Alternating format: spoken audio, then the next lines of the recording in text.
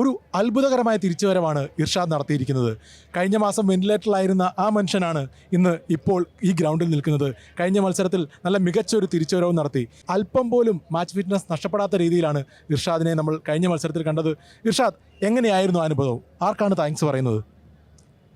First of all thanks to അള്ളാഹ്, ദൈവത്തിൻ്റെ അനുഗ്രഹവും, പിന്നെ എൻ്റെ ഫാമിലി, എൻ്റെ വൈഫ്, അതുപോലെ എൻ്റെ ടീംമേറ്റ്സ്, പിന്നെ MFC ഫാമിലി, എല്ലാവരും കുറേ ഹെൽപ്പ് ചെയ്തിട്ടുണ്ട്.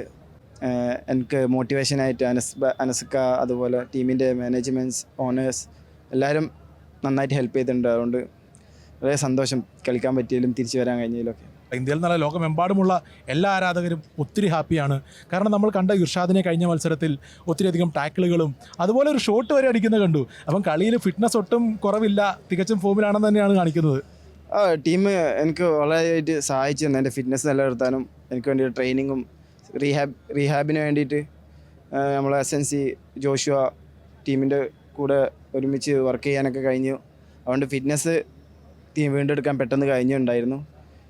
പിന്നെ എനിക്ക് ഭയങ്കരമായിട്ട് വാശിയായിരുന്നു തിരിച്ചു വരണം. ഒരു 20 ദിവസം ഹോസ്പിറ്റലിലും 4 ദിവസം കോമയിലും ആയിരുന്നു. അപ്പോൾ എൻ്റെ ഫിറ്റ്നസ്സും മസിൽസും എല്ലാം വീക്കായിരുന്നു. അപ്പോൾ ഒരുപാട് ഹാർഡ് വർക്ക് ചെയ്യേണ്ടി വന്നു അതിന് വേണ്ടി തിരിച്ചു വരാൻ. പക്ഷേ ഇപ്പോൾ ഞാൻ ഹാപ്പിയാണ്, കളിക്കാൻ കഴിയുന്നുണ്ട്, കുഴപ്പമില്ലാണ്ട് ഫിറ്റ്നസ്സൊക്കെ നിലനിർത്താൻ പറ്റിയിട്ടുണ്ട്. 4 ദിവസം കോമയിലും 10-20 ദിവസം ആശുപത്രിയിലും കടന്നൊരു കളിക്കാരനാണ് ഈ തിരിച്ചു വന്നേക്കുന്നതെന്ന് ആ ഗ്രൗണ്ടിലെ കളി കണ്ടാൽ പറയില്ല. കഴിഞ്ഞ മത്സരത്തിൽ തന്നെ കണ്ടു ഒത്തിരിയധികം ടാക്കിളുകൾ, ആ ഒരു ഷോട്ട്.